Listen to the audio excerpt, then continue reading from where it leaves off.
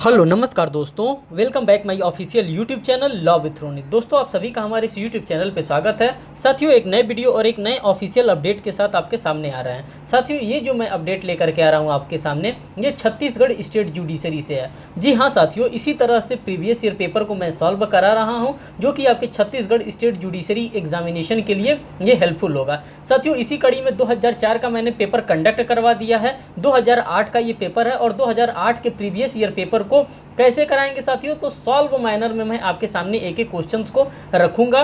उसमें जो भी फैक्ट एंड सर्कमस्टांसेस होंगे, उन सभी चीज़ों को हम एक एक करके आपको समझाते हुए चलेंगे, एक एक क्वेश्चंस को दिखाते हुए चलेंगे कि 2008 में कैसा क्वेश्चन आया था और कौन कौन सा क्वेश्चन कहाँ से कितने नंबर ऑफ क्वेश्चंस पूछे गए थे। तो साथियों, आप यहाँ पर देख रहे हैं, ये छत्तीसगढ़ व्यवहार न्यायाधीश प्रारंभिक परीक्षा 2008 का पेपर है। साथियों, आपको पता होना चाहिए कि जब छत्तीसगढ़ का पीसीएसजे का परीक्षा कंडक्ट करवाया जाता है तो इसमें सिर्फ और सिर्फ लॉ का ही क्वेश्चन पूछा जाता है। आपसे किसी भी प्रकार का कोई भी जीके अथवा जीएस का कोई भी क्वेश्चन आपसे नहीं पूछा जाता है। तो आपको ये बात जानकारी होनी ही चाहिए। साथियों, बिना देर के हम इस सेशन को स्टार्ट करते हैं। इसके एक एक क्वेश्चन को हम यहाँ पे एनालिसिस करते हुए चलेंगे कि इसके क्वेश्चन कह क्या रहे हैं और इसके आंसर क्या क्या बनेंगे।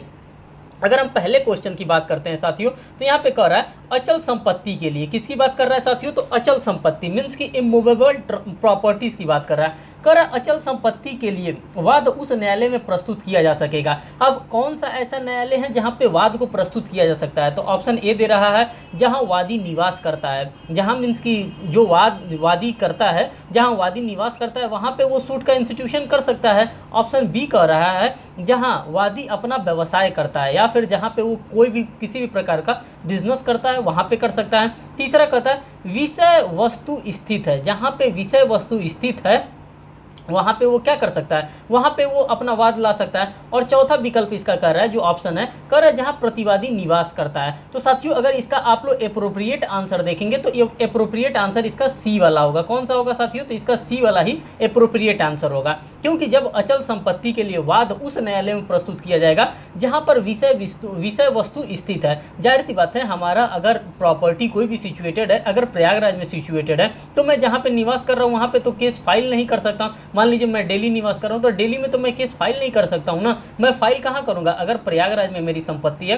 तो मैं प्रयागराज में ही करूँगा। अगर आपको देखना है कि इसका रेफरेंशियल सेक्शन कौन सा है, तो साथियों आप सिविल प्रक्रिया संहिता का धारा 17 अगर आप खोलते हैं तो धारा 17 के अंतर्गत ये चीज़ें आपको एज यूजुअल देखने के लिए मिलेगा। मैंने रेफरेंस के तौर पर आपको यहाँ पे सेक्शन नंबर 17 बता दिया सिविल प्रक्रिया संहिता के अंतर्गत। फिर बात करते हैं क्वेश्चन नंबर सेकंड की। क्वेश्चन नंबर सेकंड में क्या कह रहा है साथियों, कह रहा है अपीलीय न्यायालय की शक्ति के बारे में कौन सा नहीं है। देखिए, क्वेश्चन को निगेटिव वे में पूछ रहा है, कह रहा है कौन सा नहीं है। ऑप्शन ए कह रहा है प्रकरण का अंतिम अवधारण करना, ऑप्शन बी कह रहा है प्रकरण का प्रेषण करना, और सी कह रहा है अतिरिक्त साक्ष्य लेने की शक्ति नहीं है, और डी कह रहा है विवादक विरचित कर उन पर विचारण के लिए निर्देशित करना। तो यहाँ पे इनके ऑप्शंस को आपने एनालिसिस किया। अब ऑप्शन के ही अकॉर्डिंग्स में आप देखिए इनका क्वेश्चन क्या था, क्वेश्चन के ही अकॉर्डिंग्स में आपको आंसर देना है। क्वेश्चन जो था साथियों नहीं वाला था, मीन्स की निगेटिव टर्मिनोलॉजी वाला इनका क्वेश्चन था। और जो निगेटिव टर्मिनोलॉजी का क्वेश्चन है साथियों, उसका आंसर भी कहाँ जा रहा है, निगेटिव वे में जा रहा है। कह रहा है अतिरिक्त साक्ष्य लेने की शक्ति नहीं है, तो सी वाला ही इसका क्या होगा साथियों, सी वाला ही इसका करेक्ट आंसर होगा, यही इसका गलत होगा। अगर आप कहेंगे कि कहाँ पर रेफरेंशियल सेक्शन है, तो मैं कहूँगा सिविल प्रक्रिया संहिता की धारा 107 को अगर आप देख लेते हैं, सेक्शन नंबर 107 आप एनालिसिस कर लेते हैं, तो वहाँ पर एज यूजुअल आपको देखने के लिए मिल जाएगा। फिर बात करते हैं next question, question number third की। साथियों, उस क्वेश्चन को मैं जूम कर लेता हूँ, एक एक क्वेश्चन को मैं जूम कर लेता हूँ, आपको देखने में भी आसानी होगा। अब देखिए आप लोगों के लिए ये हेल्पफुल हो गया। क्वेश्चन नंबर थर्ड की हम बात करते हैं। कह रहा है संज्ञेय अपराध की सूचना थाने के भार साधक अधिकारी द्वारा दर्ज करने से इनकार करने पर पीड़ित सूचना दे सकता है। जो पीड़ित व्यक्ति होगा अब वो किसको सूचना देगा। ऑप्शन देखिए, मुख्यमंत्री से शिकायत करेगा, गजब का ऑप्शन दे दिया, डायरेक्ट मुख्यमंत्री से शिकायत करने की। ऑप्शन बी दे रहा है मुख्य न्यायाधीश से शिकायत करेगा। ऑप्शन सी दे रहा है जिला न्यायाधीश से शिकायत करेगा। ऑप्शन डी दे रहा है लिखित में सूचना का सार पोस्ट द्वारा पुलिस अधीक्षक को भेजेगा। और साथियों, आप सभी लोगों को पता है कि ये कहाँ से आपको देखने के लिए मिलता है, तो जब सेक्शन नंबर 154 का सब क्लॉज 3 आप पढ़ते हैं कहाँ पे, सीआरपीसी में, तो वहीं पे आपको देखने के लिए मिलता है। और इसका जो करेक्ट आंसर होगा ये डी वाला इसका करेक्ट आंसर होगा क्वेश्चन नंबर थर्ड का। बात करते हैं क्वेश्चन नंबर फोर्थ की। क्वेश्चन नंबर फोर्थ में कह रहा है कि केवल अर्थदंड से दंडनीय अपराध के संज्ञान के लिए परिसीमा अवधि है। मीन्स कि अगर किसी भी प्रकार से किसी से भी सिर्फ और सिर्फ फाइन के बारे में, अगर फाइन का उसको सजा दिया जाता है तो यहाँ पे लिमिटेशन पीरियड क्या होने वाला है। तो साथियों अगर हम लिमिटेशन पीरियड की बात करते हैं कि इसका लिमिटेशन पीरियड क्या होगा, तो इसका ऑप्शन देखिए, ऑप्शन 1 में कह रहा है 1 वर्ष, ऑप्शन बी में कह रहा है 6 मास, ऑप्शन सी में कह रहा है 2 वर्ष, ऑप्शन डी में कह रहा है कि 3 वर्ष। तो साथियों जो चौथे नंबर का आपका करेक्ट आंसर होगा ये बी वाला ही आपका करेक्ट आंसर होगा। कौन सा साथियों, तो बी वाला। यहाँ पे 6 माह का आपको लिमिटेशन पीरियड देखने के लिए मिलता है। और यदि हम रेफरेंशियल सेक्शन की बात करते हैं तो कह रहे हैं कि आप सिविल प्रक्रिया संहिता की धारा कहाँ पर जाएंगे, तो साथियों आप सिविल प्रक्रिया संहिता की धारा 468 में जाएंगे। कहाँ पे, 468 का सब क्लॉज 2 को आप एनालिसिस करेंगे तो वहाँ पे आपको इस टाइप का लिमिटेशन पीरियड आपको देखने के लिए मिलेगा। कहाँ पे, सिविल प्रक्रिया संहिता का, दंड प्रक्रिया संहिता, सिविल प्रक्रिया संहिता का नहीं, दंड प्रक्रिया संहिता का आप जाएंगे तब देखेंगे तो वहाँ पे आपको सेक्शन नंबर 468 सब क्लॉज 2 के अंतर्गत देखने के लिए मिलेगा साथियों। ठीक, बात करते हैं सीआरपीसी की बात यहाँ पे की जा रही है। नेक्स्ट क्वेश्चन की हम बात करते हैं, क्वेश्चन नंबर 5 की। कह रहा है निर्णय अथवा अंतिम आदेश में हस्ताक्षर होने के बाद किस प्रयोजन के लिए उसमें संशोधन किया जा सकता है। तो कह रहा है निष्कर्षण में संशोधन किया जा सकता है, ऑप्शन बी कह रहा है दंडादेश में संशोधन किया जा सकता है, ऑप्शन सी कह रहा है लिपिकीय अथवा गणितीय संबंधी में सुधार किया जा सकता है। और साथियों आप सभी लोगों को पता है कि निर्णय में अगर एक बार जजमेंट पास हो गया तो जजमेंट में किसी भी प्रकार का कोई भी चेंजेस नहीं हो सकता है। निर्णय में संशोधन बिल्कुल नहीं हो सकता, दंडादेश में संशोधन बिल्कुल नहीं हो सकता, दंडादेश की वृद्धि करना बिल्कुल नहीं हो सकता। क्या हो सकता है, अगर किसी भी प्रकार का कोई भी मैथमेटिकल्स एरर है, वही मैथमेटिकल्स एरर को क्या किया जा सकता है, चेंजेस किया जा सकता है, उसका ही अमेंडमेंट हो सकता है। और 5th नंबर वाले का, क्वेश्चन नंबर 5 का आपका करेक्ट आंसर सी होगा। अगर आप कहेंगे कि रेफरेंशियल सेक्शन क्या है तो मैं कहूँगा सेक्शन नंबर 662 के अंतर्गत आपको दंड प्रक्रिया संहिता के अंतर्गत आपको देखने के लिए ये मिलेगा। तो साथियों इस प्रकार से अगर आप रेफरेंशियल सेक्शन के साथ आप इसको देखते हैं तो आप अच्छे से इसको कर ले जाएंगे। बात करते हैं क्वेश्चन नंबर 6 की। देखिए क्वेश्चन नंबर 6 में क्या कह रहा है, एक एक क्वेश्चन का एक्सप्लेनेशन मैं आपके सामने रखता हुआ चलूंगा। बस आप इसको 1 से 2 बार देख लेंगे तो समझ जाइए कि बस आपका प्रीवियस ईयर पेपर कंप्लीट हो जाएगा। और किसी भी एग्जामिनेशन को देने से पहले प्रीवियस ईयर पेपर करना मस्ट होता है।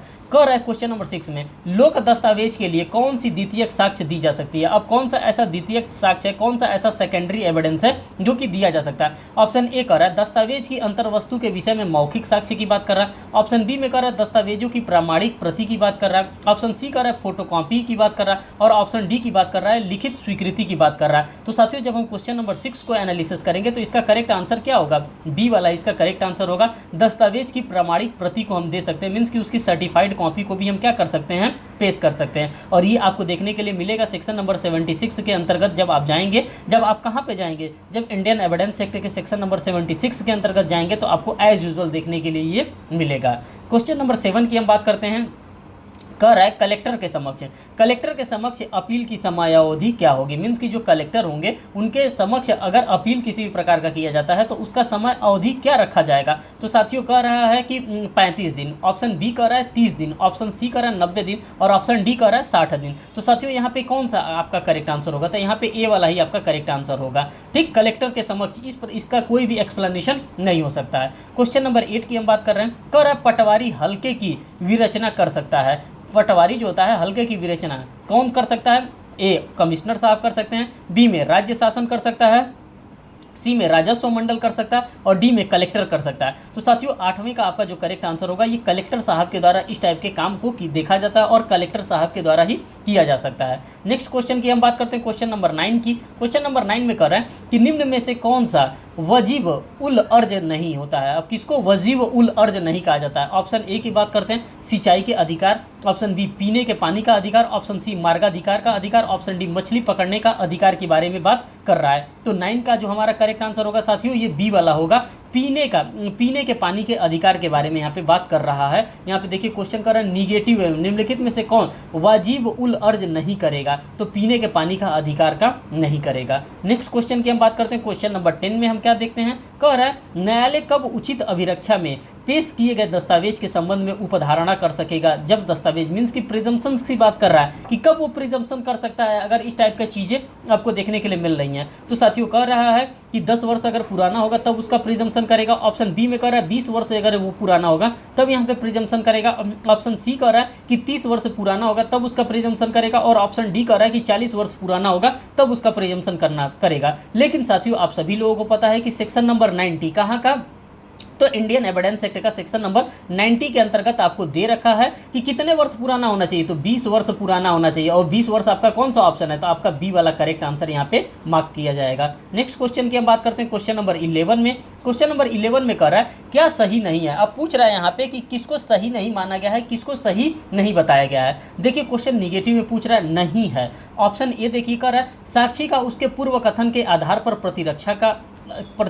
प्रति परीक्षा के बारे में बात कर रहा है। बी में कर रहा है प्रति परीक्षा के सूचकांक प्रश्न पूछे जा सकते हैं। ऑप्शन सी कर रहा है दस्तावेज पेश करने के लिए आहूत व्यक्ति का प्रति परीक्षा किया जा सकता है। और ऑप्शन डी कर रहा है न्यायालय की अनुमति से साक्षी का उस पक्षकार द्वारा प्रति परीक्षण जिसके द्वारा यह आहूत किया जा सकेगा। तो साथियों अगर हम 11 नंबर की बात करते हैं तो आप देखेंगे इंडियन एविडेंस एक्ट का सेक्शन नंबर कौन सा आप देखेंगे, इंडियन एविडेंस एक्ट का सेक्शन नंबर 139 देखेंगे। क्या देखेंगे साथियों, सेक्शन नंबर 139 देखेंगे। और सेक्शन नंबर 139 में ही आपको देखने के लिए मिलेगा जो इसका करेक्ट आंसर होगा क्या होगा, सी वाला होगा। दस्तावेज पेश करने के लिए आहूत व्यक्ति की प्रति परीक्षा किया जा सकता है। यहाँ पे क्या किया जा सकता है, उसका भी प्रति परीक्षा किया जा सकता है। नेक्स्ट क्वेश्चन की हम बात करते हैं क्वेश्चन नंबर 12 पे अगर हम आते हैं तो इसको हम देखते हैं।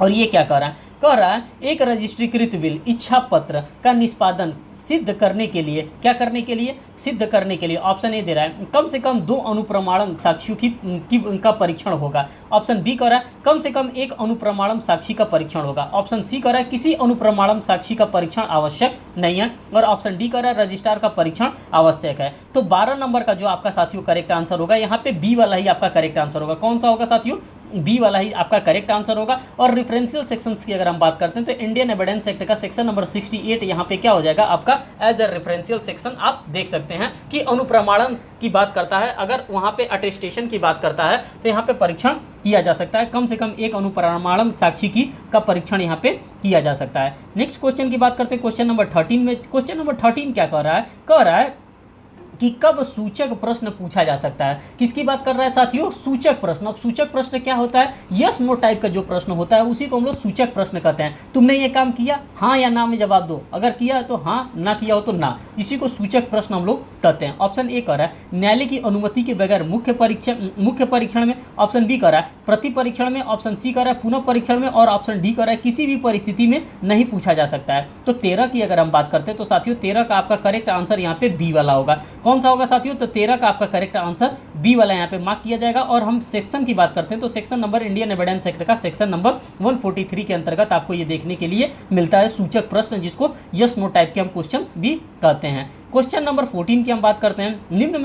निम्न से कौन संविदा के लिए आवश्यक नहीं है। अब यहाँ पे पूछ रहा है कि संविदा करने के लिए क्या आवश्यक नहीं है। तो ये साथियों क्वेश्चन कहाँ से आ गया, संविदा की बात आ जाती है तो ये इंडियन कॉन्ट्रैक्ट एक्ट के अंतर्गत आ जाता है। कहाँ से आ जा रहा है क्वेश्चन, तो ये इंडियन कॉन्ट्रैक्ट एक्ट से क्वेश्चन आ रहा है। ऑप्शन ए दे रहा है प्रस्तावना, ऑप्शन सी दे रहा है प्रतिफल, ऑप्शन बी दे रहा है प्रतिग्रहण और ऑप्शन डी दे रहा है अचल संपत्ति। तो 14 नंबर का जो क्वेश्चन हमारा होगा साथियों यहाँ पे डी वाला इसका करेक्ट आंसर होगा। अगर आप कहेंगे कि ये कहाँ हमको दिया है तो मैं कहूँगा कि भारतीय संविदा अधिनियम की धारा 2 जो को आप देख लेंगे तो आपका डाउट जो भी होगा वो क्लियर हो जाएगा। क्योंकि इसमें कहता है वह करार, किसकी बात कर रहा है वह करार जो विधिवत परिवर्तनीय हो संविदा है। मीन्स कि जो इन्फोर्सिएबल बाय लॉ होता है उसको हम क्या कहते हैं, उसको हम कॉन्ट्रैक्ट कहते हैं। ठीक, क्वेश्चन नंबर 15 की हम बात करते हैं। क्वेश्चन नंबर 15 में कह रहा है कि कृषि के अंतर्गत नहीं है। देखिए फिर निगेटिव टर्म में क्वेश्चन पूछ रहा है और आप जल्दी जल्दी में क्वेश्चन यही पढ़ेंगे कि कृषि के अंतर्गत है, नहीं तो आपको एट दैट टाइम दिखेगा ही नहीं। और इसीलिए मैं बार बार यहाँ पे कह रहा हूँ कि यहाँ पे नहीं करके क्वेश्चन पूछ रहा है। और यही प्रीवियस ईयर पेपर को आप एनालिसिस करेंगे तो आपको ये चीज़ देखने के लिए मिलेगा। कह रहा है कृषि के अंतर्गत नहीं है। ऑप्शन ए में उद्यान उत्पादन, ऑप्शन बी बीजा वृक्षारोपण, ऑप्शन सी छप्पर छाने की घास, ऑप्शन डी चारा घास। तो साथियों अगर आप पूछेंगे कि क्या नहीं है तो मैं कहूँगा कि बी वाला इसका करेक्ट आंसर होगा, बीजा वृक्षारोपण की बात कर रहा है यहाँ पे। फिर क्वेश्चन नंबर 16 की अगर हम बात करते हैं, क्वेश्चन नंबर 16 क्या कर रहा है, तो साथियों क्वेश्चन नंबर 16 में यहाँ पे कह रहा है क्या कह रहा है निम्नलिखित में से किस दशा में वाद पत्र नामंजूर किया जाएगा। अब किस दशा में वाद पत्र को नामंजूर किया जा सकता है, तो यहाँ पे आप ऑप्शंस को देखते चलिए। ऑप्शन ए कह रहा है जहाँ वाद पत्र के कथन से यह प्रतीत होता है कि वाद किसी विधि द्वारा वर्जित है। ऑप्शन बी कह रहा है जहाँ वाद में अनुतोष का मूल्यांकन कम किया गया।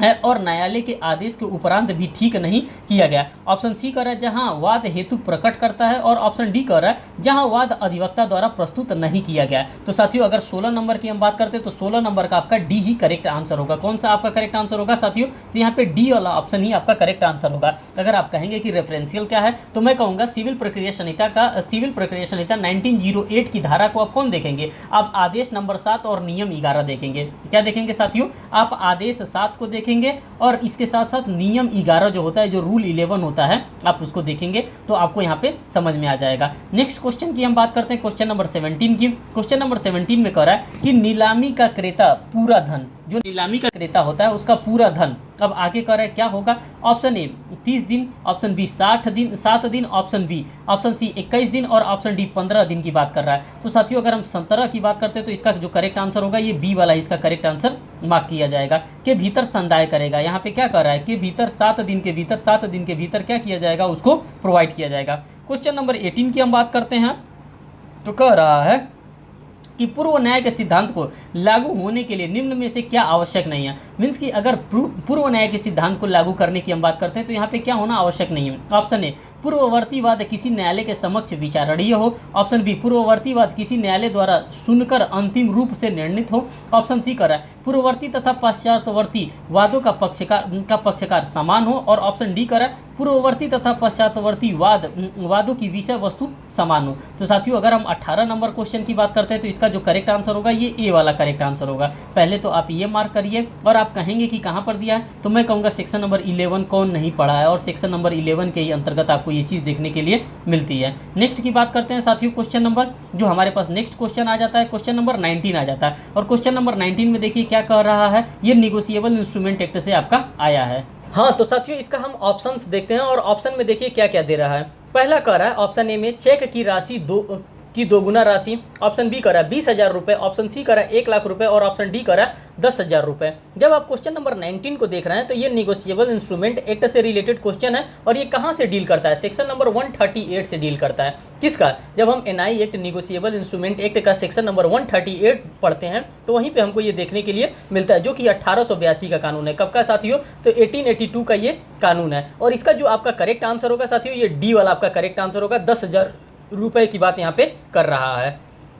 नेक्स्ट क्वेश्चन की बात करते हैं, क्वेश्चन नंबर 20 में कह रहा है 3 वर्ष से ज़्यादा अवधि से दंडित अपराध का संज्ञान लेने के लिए परिसीमा अवधि कितनी है? तो यहाँ पे भी लिमिटेशन एक्ट से रिलेटेड क्वेश्चन पूछ रहा है कि कितने दिन का वहाँ पे लिमिटेशन पीरियड रखा गया है। तो साथियों अगर आप इसकी बात देखते हैं तो लिमिटेशन पीरियड आपको देखने के लिए कहाँ मिलता है, और हम ये किसकी बात करते हैं? तो साथियों ये हम बात कर रहे हैं दंड प्रक्रिया संहिता 1973 के, और ये हमको कहाँ देखने के लिए मिल रहा है? तो सेक्शन 468 के अंतर्गत हमको लिमिटेशन पीरियड वहाँ पे भी देखने के लिए मिलता है। सेक्शन नंबर 468 के अंतर्गत हमको देखने के लिए मिलता है। यहाँ पे ऑप्शन ए देखिए कर रहा है 3 वर्ष, ऑप्शन सी कर रहा है 5 वर्ष, ऑप्शन बी कर रहा है कोई परिसीमा नहीं है, और ऑप्शन डी कर रहा है 2 वर्ष। तो साथियों 20 का जो आपका करेक्ट आंसर होगा ये बी वाला करेक्ट आंसर होगा। कोई परिसीमा यहाँ पे नहीं है, क्योंकि लिमिटेशन एक्ट की बात सेक्शन नंबर 468 के अंतर्गत किया जाता है, लेकिन इस तरह से आपको इस क्वेश्चन के अंतर्गत नहीं मिलेगा।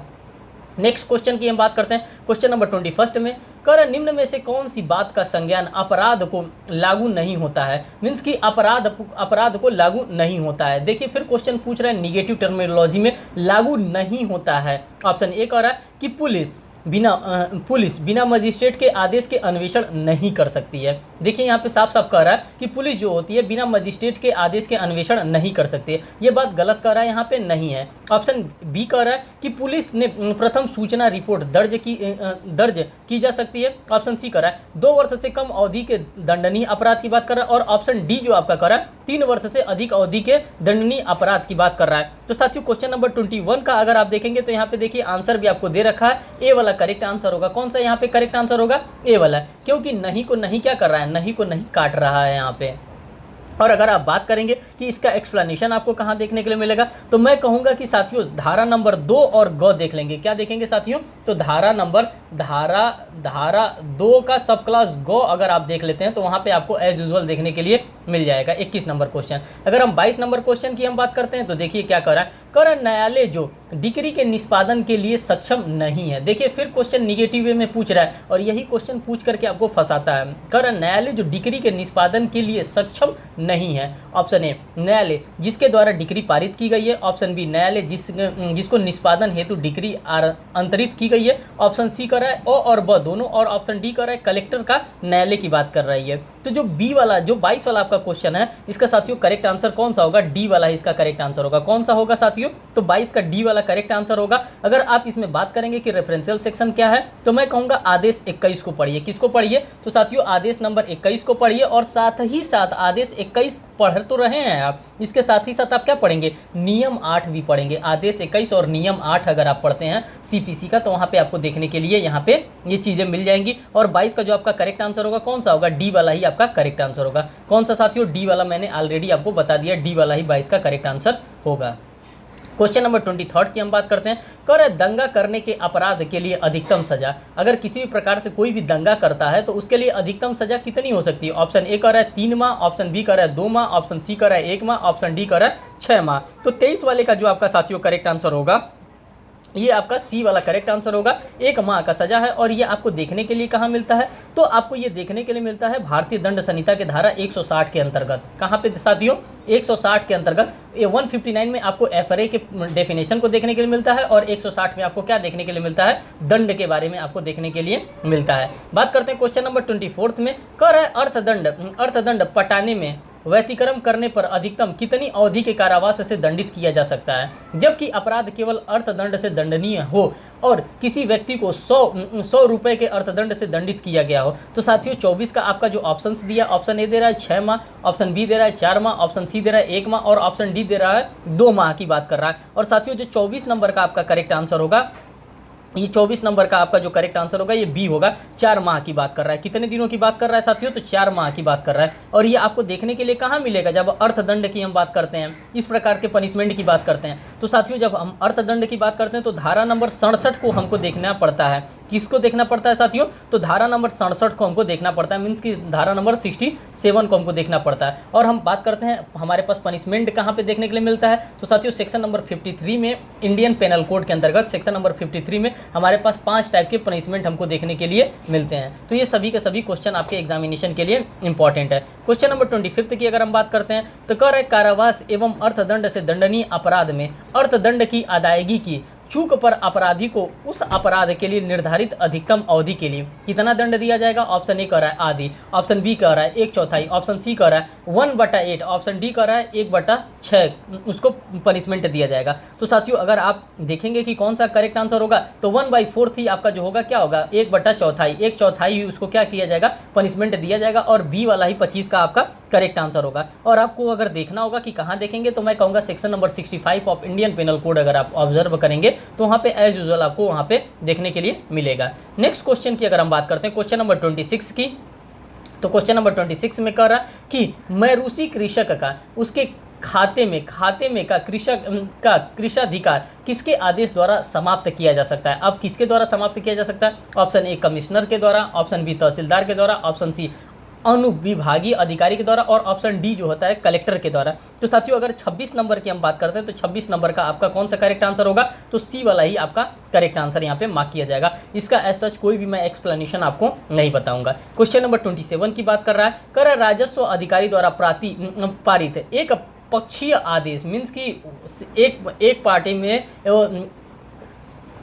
एक पार्टी डिसीजन की बात कर रहा है, मीन्स कि एक्स पार्टी डिसीजन की बात कर रहा है। राजस्व अधिकारी द्वारा पारित एक पक्षीय आदेश को अपास्त कराने के लिए पक्षकार, ऑप्शन ए 1 माह का समय होता है के भीतर आवेदन पेश कर सकता है, 1 माह के भीतर, 30 दिन के भीतर, 2 माह के भीतर और 4 माह के भीतर। तो साथियों अगर 27 नंबर को आप ऑब्जर्व करते हैं, 27 नंबर का आपका जो करेक्ट आंसर होगा साथियों ये बी वाला आपका क्या होगा? 27 नंबर का करेक्ट ऑप्शन होगा।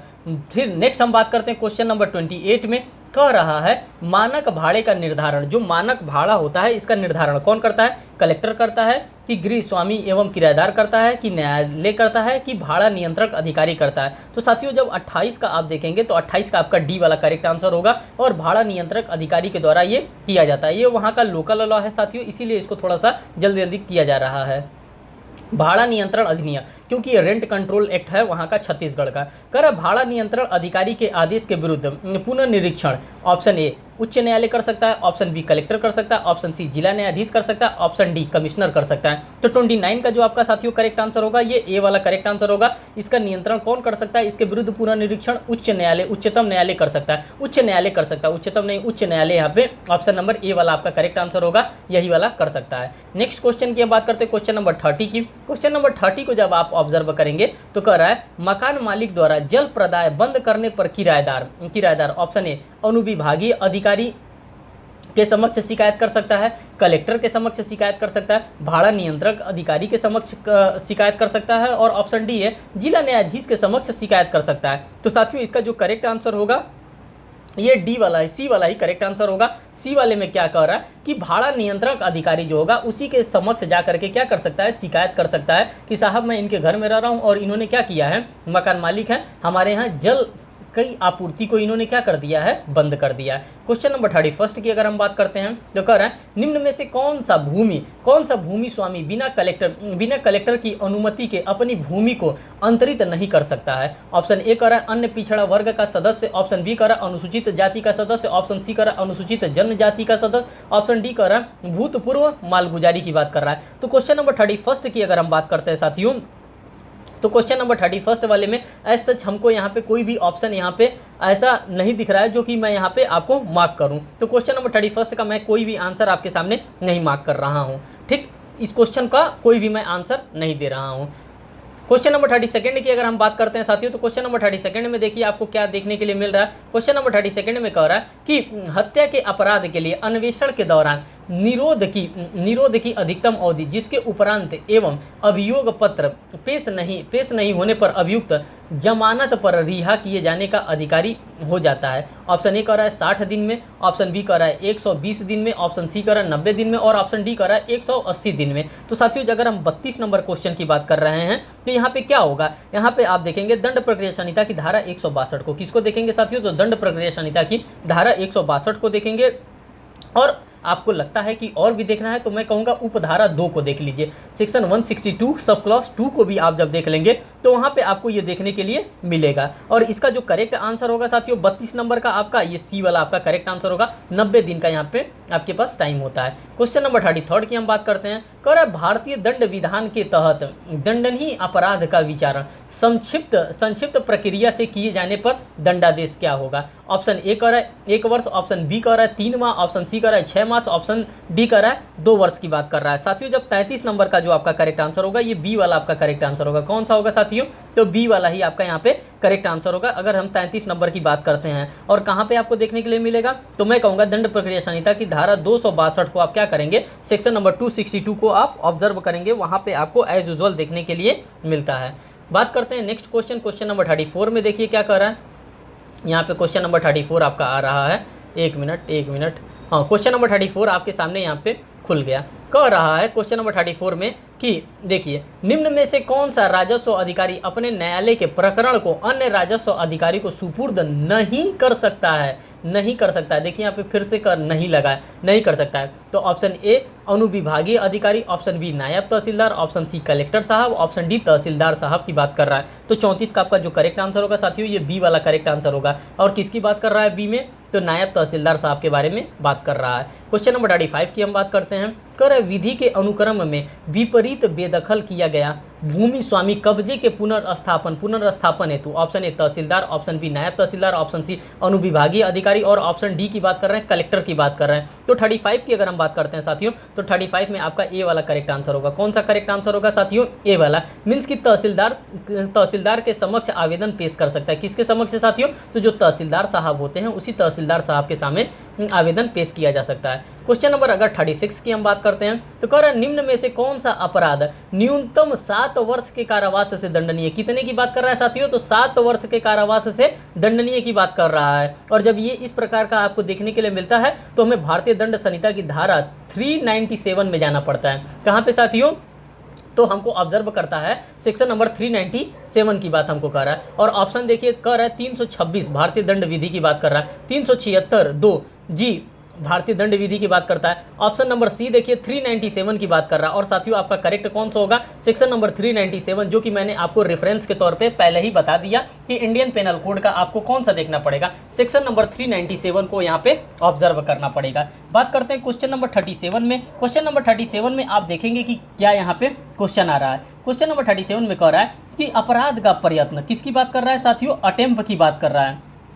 कह रहा है अपराध का प्रयत्न उस अपराध के लिए निर्धारित अधिकतम कारावास से, ऑप्शन ए आधे, option B 1/4, option C 1/3, option D पूरे की बात कर रहा है। तो साथियों अगर हम क्वेश्चन नंबर 37 की बात करते हैं तो यहाँ पे कौन सा सेक्शन लगेगा, आप सभी लोगों को पता है अटेम्प्ट का एक ही सेक्शन है और वो भी सेक्शन नंबर लास्ट है हमारा इंडियन पेनल कोड का, सेक्शन नंबर 511 की यहाँ पे बात कर रहा है। ठीक, तो ये आपके लिए यहाँ पे इंपॉर्टेंट हो जाता है एज अ रेफरेंशियल के तौर पे। क्वेश्चन नंबर 38 की अगर हम बात करते हैं तो कह रहा है कि किस अपराध की तैयारी दंडनीय है। सिर्फ और सिर्फ अगर किसी भी प्रकार से आप प्रिपरेशन भी कर रहे हैं तो वो क्या माना जाता है, वो दंडनीय माना जाता है। ऑप्शन ए कह रहा है लूट, ऑप्शन बी कह रहा है उद्यापन, ऑप्शन सी कह रहा है बलवा, ऑप्शन डी कह रहा है डकैती। तो साथियों यहाँ पे कौन सा आपका करेक्ट आंसर हो जाएगा, यहाँ पे डी वाला आपका डकैती का अगर आप प्रिपरेशन भी कर रहे हैं तो ये क्या होता है, ये एक पनिशेबल ऑफेंस है और ये आपको देखने के लिए 399 ऑफ इंडियन पेनल कोड के अंतर्गत आपको मिलता है। नेक्स्ट क्वेश्चन की बात करते हैं, क्वेश्चन नंबर 39 की हम बात करते हैं तो कह रहा है कि प्रतिरूपण द्वारा छल का अपराध अधिकतम के कारावास से दंडनीय होगा। कितने अधिकतम कारावास से दंडनीय होगा, तो ऑप्शन ए कह रहा है 7 वर्ष, ऑप्शन बी कह रहा है 3 वर्ष, ऑप्शन सी कह रहा है 5 वर्ष और ऑप्शन डी कह रहा है 2 वर्ष की बात कर रहा है। और 39 का जो आपका करेक्ट आंसर होगा साथियों ये बी वाला ही करेक्ट आंसर होगा। कितने वर्ष की बात कर रहा है साथियों, तो ये 3 वर्ष की बात कर रहा है। और हमको कहाँ देखने के लिए मिलता है, तो भारतीय दंड संहिता की धारा 416 के अंतर्गत देखने के लिए मिलता है। किसके अंतर्गत, तो धारा 416 के अंतर्गत देखने के लिए मिलता है। और साथ ही साथ अगर आप इसको रीड विथ करना चाहेंगे तो किसके साथ रीड विथ कर सकते हैं, तो सेक्शन नंबर 419 के साथ भी इसको क्या कर सकते हैं, रीड कर सकते हैं। और इसका जो करेक्ट आंसर होगा साथियों बी वाला ऑलरेडी मैंने बता ही दिया है। कौन सा, बी वाला करेक्ट आंसर बता ही दिया। क्वेश्चन नंबर 40 को आप ऑब्जर्व करिए। क्वेश्चन नंबर 40 में क्या कर रहा है, कह रहा है निम्न में से कौन सा तत्व बलवा के अपराध के लिए आवश्यक नहीं है। कौन सा ऐसा तत्व है जो कि बलवा के अपराध के लिए यहाँ पे आवश्यक नहीं है। कोई ऐसा तत्व होता है जो कि बलवा अगर किया जाता है तो किस किस चीज़ की आवश्यकता होती है। यहाँ पे पूछ रहा है कि बलवा के अपराध के लिए किसकी आवश्यकता नहीं होती है। ऑप्शन ए को देखिए, कह रहा है सार्वजनिक स्थल पर जन शांति भंग करना। ऑप्शन बी कह रहा है कि 5 अथवा अधिक व्यक्तियों द्वारा विधि विरुद्ध जमाव करना। ऑप्शन सी कर विधि विरुद्ध जमाव का सामान्य उद्देश्य वह जो कि धारा 141 भारतीय दंड संहिता का या भारतीय दंड विधि में उल्लेखनीय है। ऑप्शन डी कर अभियुक्त द्वारा विधि विरुद्ध जमाव का सदस्य होना। तो साथियों अगर हम क्वेश्चन नंबर 40 की बात करते हैं तो यहाँ पे सेक्शन हमारा जो है रेफरेंशियल सेक्शन की हम बात कर लेते हैं। रेफरेंशियल सेक्शन 146 है हमारा, जो कि इंडियन पेनल कोड का है। अगर हम इसको रीड विथ करना चाहते हैं तो सेक्शन नंबर 147 के साथ हम भी इसको क्या कर सकते हैं, रीड विथ कर सकते हैं। और इसका क्या होना चाहिए, इसका जो करेक्ट आंसर होगा साथियों ए वाला ही करेक्ट आंसर होगा, क्योंकि सार्वजनिक स्थल पर जन शांति भंग करना ही होता है। यहाँ पे कह रहा है आवश्यक नहीं है, मीन्स कि अगर कहीं पे भी आप जन शांति को भंग कर रहे हैं तो आप क्या कर रहे हैं, आप वहाँ पे बलवा कर रहे हैं। ठीक, नेक्स्ट की हम बात करते हैं, क्वेश्चन नंबर 41 की हम बात करते हैं साथियों। तो क्वेश्चन नंबर 41 में अगर हम देखना चाहते हैं तो क्या कह रहा है क्वेश्चन नंबर 41 में कि निम्न में से कौन धारा 125 किसकी बात कर रहा है, सेक्शन नंबर 125 दंड प्रक्रिया संहिता के तहत भरण पोषण प्राप्त करने का अधिकारी है। अब यहाँ पे पूछ रहा है कि किसको भरण पोषण दिया जा सकता है। तो साथियों मैं आपको रेंज बता देना चाहता हूँ, सेक्शन नंबर 125 से लेकर के सेक्शन नंबर 128 के बीच में आपको क्या देखने के लिए मिलता है, आपको मेंटेनेंस का कॉन्सेप्ट सीआरपीसी के अंतर्गत देखने के लिए मिलता है। और उसी में बताया जाता है कि किसको मेंटेनेंस दिया जाएगा और किसको मेंटेनेंस किस कंडीशन में नहीं दिया जाएगा। मेंटेनेंस पे किसी भी प्रकार का कोई भी अल्टरेशन भी किया जा सकता है। हर एक चीज़ हमको सेक्शन नंबर 125 से लेकर के सेक्शन नंबर 128 के बीच में देखने के लिए मिलता है। और इस मेंटेनेंस के प्रोविजंस को सेकुलर प्रोविजंस के नाम से भी जाना जाता है। अब यहाँ पर देखिए क्या कह रहा है,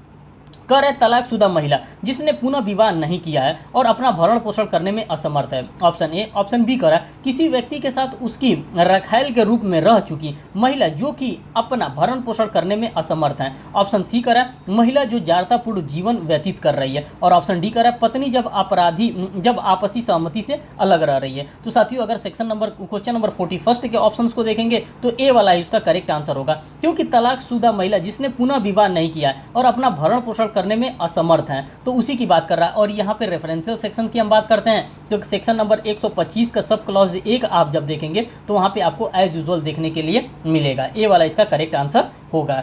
सो क्वेश्चन नंबर 42 की हम बात करते हैं यहाँ पे कह रहा है धारा 438 दंड प्रक्रिया संहिता के तहत अग्रिम जमानत कौन दे सकता है। अगर हम बात करते हैं एंटीसिपेटरी बेल की, अग्रिम जमानत की, तो ये अग्रिम जमानत दे कौन सकता है साथियों। तो यहाँ पे कह रहा है क्या जिला दंडाधिकारी दे सकते हैं, ऑप्शन बी छोटे अपराधों के संबंध में जेएमएफसी दे सकते हैं, मीन्स की जुडिशियल मजिस्ट्रेट फर्स्ट क्लास दे सकते हैं, ऑप्शन सी कह रहा है उच्च न्यायालय एवं सत्र न्यायालय, और ऑप्शन डी कह रहा है अनुविभागीय दंडाधिकारी। तो हम 42 की बात करते हैं तो साथियों यहाँ पे सी वाला आपका क्या होगा, सी वाला ही आपका यहाँ पे करेक्ट आंसर मार्क किया जाएगा। और आप कहेंगे कि कहाँ पे ये हमको दिया है, तो मैं कहूँगा कि सेक्शन नंबर 428 आप क्या करेंगे, ऑब्जर्व करेंगे। धारा 428 को अगर आप ऑब्जर्व करते हैं तो आपको एज यूजुअल कुछ ना कुछ दिखेगा जरूर।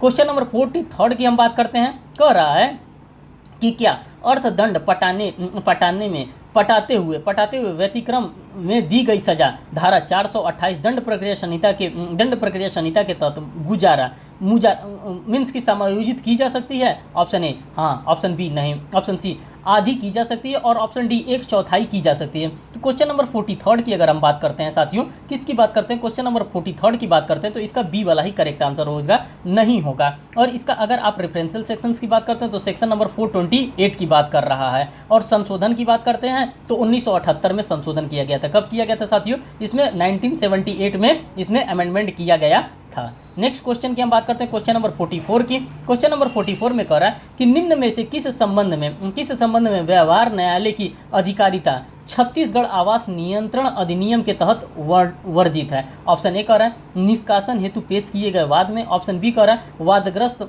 मकान के संबंध में स्वत्व का निर्धारण में, ऑप्शन सी कह रहा है अधिनियम के तहत भाड़ा नियंत्रण अधिकारी द्वारा की गई अथवा की जाने वाली कार्यवाही के निषेधाज्ञा के द्वारा रोकना, और ऑप्शन डी जो कह रहा है कि वाद मकान का किराया प्राप्त करने के अधिकारी का निर्धारण। तो साथियों अगर हम 44 नंबर की बात करते हैं तो 44 नंबर का आपका जो करेक्ट आंसर होगा यही सी वाला ही आपका क्या होगा साथियों, सी वाला ही आपका यहाँ पे करेक्ट आंसर होगा। क्वेश्चन नंबर 45 की हम बात करते हैं तो यहाँ पे कह रहा है कि राज्य में राष्ट्रपति शासन लागू करने के लिए राज्यपाल कब सिफारिश करता है। अगर हम राज्यपाल की बात करते हैं तो राज्यपाल कब इस प्रकार का सिफारिश करते हैं, और सिफारिश किससे किया जाता है। ऑप्शन ए कह रहा है केंद्र की सिफारिश पर, ऑप्शन बी मुख्यमंत्री की सिफारिश पर, ऑप्शन सी मंत्रिमंडल की सिफारिश पर, ऑप्शन डी यदि उसको यह समाधान हो जाता है कि राज्य का शासन संविधान के उपबंधों के अनुसार चलाया नहीं जा सकता है। मीन्स कि अगर आप कॉन्स्टिट्यूशन के प्रोविजन से अगर नहीं चला रहे हैं तो वहाँ पे क्या किया जाएगा, वहाँ पे सेक्शन नंबर 356 का सब क्लॉज एक वहाँ पे क्या किया जाएगा, लागू किया जाएगा। और 356 ए में क्या देखने के लिए मिलता है साथियों, तो इमरजेंसीज के प्रोविजंस को हमको देखने के लिए मिलता है। तो यही यहाँ पे करेक्ट आंसर इसका होगा। अगर 45 का आप करेक्ट आंसर कहेंगे तो डी वाला ही आपका यहाँ पे क्या होगा, करेक्ट आंसर होगा। बात करते हैं क्वेश्चन नंबर नेक्स्ट की। क्वेश्चन नंबर नेक्स्ट यहाँ पे क्या दे रहा है साथियों, क्वेश्चन नंबर नेक्स्ट यहाँ पे जो है आपका 46 नंबर का यहाँ पे प्रोवाइड कर रहा है।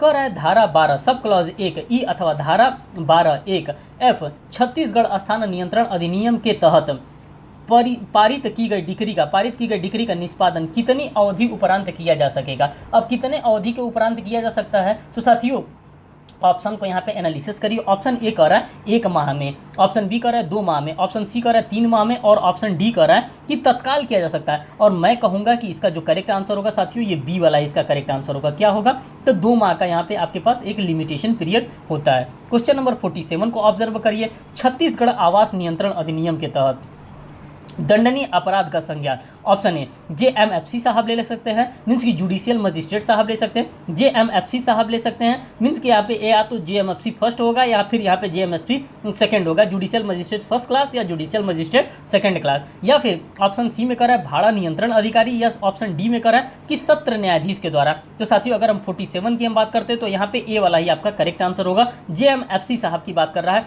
यहाँ पे भी जेएमएफसी दिया है तो जेएमएफसी फर्स्ट हो सकते हैं और जेएमएफसी सेकंड हो सकते हैं। तो यहाँ पे जो करेक्ट आंसर होगा साथियों ए वाला ही यहाँ पे करेक्ट आंसर मार्क किया जा रहा है, क्योंकि फर्स्ट वाले ऑप्शन को जेएमएफसी फर्स्ट साहब यहाँ पे कंसीडर किया जा रहा है। क्वेश्चन नंबर 48 की हम बात करते हैं। जो निम्न में से किसके लिए धारा 12 सब क्लॉज 1 एफ के आधार पर आवास रिक्त नहीं कराया जा सकेगा। 48 नंबर वाले क्वेश्चंस को आप अगर ऑब्जर्व करते हैं तो साथियों यहाँ पे जो ऑप्शन आपको दिख रहा है, ऑप्शन ए में कर रहा है गृह स्वामी, ऑप्शन बी वयस्क पुत्र, ऑप्शन सी अविवाहित पुत्री, ऑप्शन डी ससुर की बात कर रहा है। तो साथियों क्वेश्चन नंबर 48 की अगर हम बात करते हैं तो डी वाला ही आपका यहाँ पे क्या होगा, डी वाला ही आपका यहाँ पे करेक्ट आंसर हो जाएगा। क्वेश्चन नंबर 49 की अगर हम बात करते हैं तो कह रहा है किस न्यूनतम पद के अधिकारी को भाड़ा नियंत्रण अधिकारी नियुक्त किया जा सकता है। तो ऑप्शन ए दे रहा है कि MSLR, ऑप्शन बी कह रहा है तहसीलदार, ऑप्शन सी कह रहा है डिप्टी कलेक्टर और ऑप्शन डी कह रहा है सिविल जज। तो क्वेश्चन नंबर 49 की अगर हम बात करते हैं तो यहाँ पे इसका करेक्ट आंसर जो होगा सी वाला साथियों करेक्ट आंसर होगा कि डिप्टी कलेक्टर की यहाँ पे बात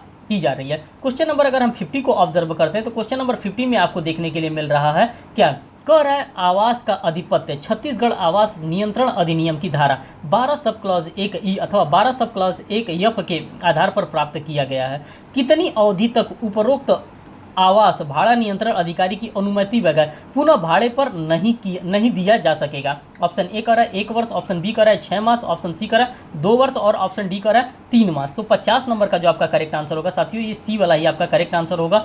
और यहाँ पे क्या कर रहा है 2 वर्ष की बात यहाँ पे कह रहा है। क्वेश्चन नंबर 31 की अगर हम 51 की अगर हम बात करते हैं तो कह रहा है कि धारा 320 दंड प्रक्रिया संहिता के तहत अपराध के समन का प्रभाव ऑप्शन ए उन्मोचित कर देगा, ऑप्शन बी दोष सिद्धि कर देगा, ऑप्शन सी दोष मुक्ति कर देगा और ऑप्शन डी सदाचरण की परिवीक्षा पर छोड़ने का होता है। तो साथियों अगर हम क्वेश्चन नंबर 51 की हम बात करते हैं तो यहाँ पे सी वाला हमारा करेक्ट आंसर होगा। कौन सा हमारा करेक्ट आंसर होगा, तो साथियों 51 का अगर हम बात करते हैं तो सी वाला ही हमारा करेक्ट आंसर होगा। अगर हम धारा की बात करते हैं तो धारा दंड प्रक्रिया संहिता की धारा 320 को हम क्या करेंगे यहाँ पे ऑब्जर्व करेंगे, ठीक, जिसमें हमको क्या बताता है कंपाउंडेबल ऑफ ऑफेंसेस के बारे में हमको देखने के लिए मिलता है। क्वेश्चन नंबर 52 की अगर हम बात करते हैं कह रहा है धारा 145 दंड प्रक्रिया संहिता के तहत कार्यवाही में पूर्व अधिपत्य पर विचार किया जाता है, उस पूर्व अधिपत्य की अवधि कितनी होगी। ऑप्शन ए कह रहा है 6 मास होगी, ऑप्शन बी कह रहा है 2 मास होगी, ऑप्शन सी कह रहा है 1 मास होगी और ऑप्शन डी कह रहा है 1 वर्ष होगा। तो साथियों अगर हम 52 नंबर क्वेश्चन की बात करते हैं तो इसका जो करेक्ट आंसर होगा बी वाला ही करेक्ट आंसर होगा। और ये बी वाला जो कर रहा है ये 2 मास की बात कर रहा है। अगर हम बात करते हैं दंड प्रक्रिया संहिता की धारा 145 सब क्लास 4 के अंतर्गत हमको देखने के लिए मिलता है। कहाँ पे साथियों, तो धारा 145 सब क्लास 4 के अंतर्गत ये हमको देखने के लिए मिलेगा 2 मास का क्लास, जो कि आपको यहाँ पे दिखाया जा रहा है। बात करते हैं नेक्स्ट क्वेश्चन में। 52 नंबर का क्वेश्चन आपका हो गया। अब 53 नंबर का आप क्वेश्चन को यहाँ पे एनालिसिस करिए। 53 नंबर के क्वेश्चन की अगर हम बात करते हैं तो कह रहा है कि पूर्व अधिपत्य के आधार पर कब्जे हेतु वाद कितनी अवधि के भीतर पेश किया जा सकेगा। 53 नंबर हम क्वेश्चन की बात करते हैं साथियों, तो ऑप्शन ए कह रहा है 6 मास, ऑप्शन बी कह रहा है 3 वर्ष, ऑप्शन सी कह रहा है 12 वर्ष और ऑप्शन डी कह रहा है 1 वर्ष। अगर हम 53 नंबर की बात करते हैं तो साथियों यहाँ पे करेक्ट आंसर क्या होगा, यहाँ पे सी वाला आपका करेक्ट आंसर हो जाएगा। क्वेश्चन नंबर अगर हम 54 की बात करते हैं तो कह रहा है अचल संपत्ति के बंटवारे की डिग्री का निष्पादन, किसकी बात कर रहा है साथियों, तो अचल संपत्ति की बात कर रहा है। कह रहा है अचल संपत्ति के बंटवारे की डिग्री का अगर हम निष्पादन की बात करते हैं तो 54 का ऑप्शन करेक्ट वाला ऑप्शन ए वाला ऑप्शन देखिए कह रहा है 6 वर्ष होगा, ऑप्शन बी कह रहा है 3 वर्ष होगा, ऑप्शन सी कह रहा है 1 वर्ष होगा, ऑप्शन डी कह रहा है 12 वर्ष होगा। तो 54 का जो आपका करेक्ट आंसर होगा साथियों यहाँ पे डी वाला आपका क्या होगा, डी वाला ही आपका यहाँ पे करेक्ट आंसर होगा। बात करते हैं क्वेश्चन नंबर 55 में। तो क्वेश्चन नंबर 55 के अंतर्गत कह रहा है कि कोई अवयस्क किसी दस्तावेज को निरस्त करने हेतु वाद वयस्क होने पर कितनी अवधि के भीतर पेश कर सकेगा। अब कितनी अवधि के भीतर यहाँ पे पेश कर सकता है, ऑप्शन ए 3 माह, ऑप्शन बी 3 वर्ष, ऑप्शन सी 1 वर्ष, ऑप्शन डी 6 माह की बात करता है। अगर हम 55 नंबर की बात करते हैं तो साथियों यहाँ पे बी वाला ही हमारा क्या होगा, बी वाला ही हमारा यहाँ पे करेक्ट आंसर मार्क किया जाएगा। बात करते हैं क्वेश्चन नंबर 56 की। कह रहा है कि ब को प्रवंचित करने के आशय से अमिथ्या व्यपदेशन करता है कि अ ने कारखाने में 500 टन नील प्रतिवर्ष बनाया जाता है और एतद द्वारा ब को कारखाना खरीदने के लिए उत्प्रेरित करता है। यह किस प्रकार का संविदा होगा। ऑप्शन ए कह रहा है ये इंडियन कॉन्ट्रैक्ट एक्ट से रिलेटेड आपका क्वेश्चन पूछा जा रहा है। अगर हम बात करते हैं ये किस प्रकार का होगा तो साथियों आपको ये देखने के लिए सबसे पहले कहाँ मिलता है, सबसे पहले धारा नंबर 19 को हम देखेंगे। किसका, तो इंडियन कॉन्ट्रैक्ट एक्ट का सेक्शन नंबर 19 को ऑब्जर्व करेंगे और वहीं पे हमको देखने के लिए मिलता है। अगर हम स्पेसिफिकली बता दें तो आप दृष्टांत क को देखेंगे तो वहाँ पे आपको मिल जाएगा।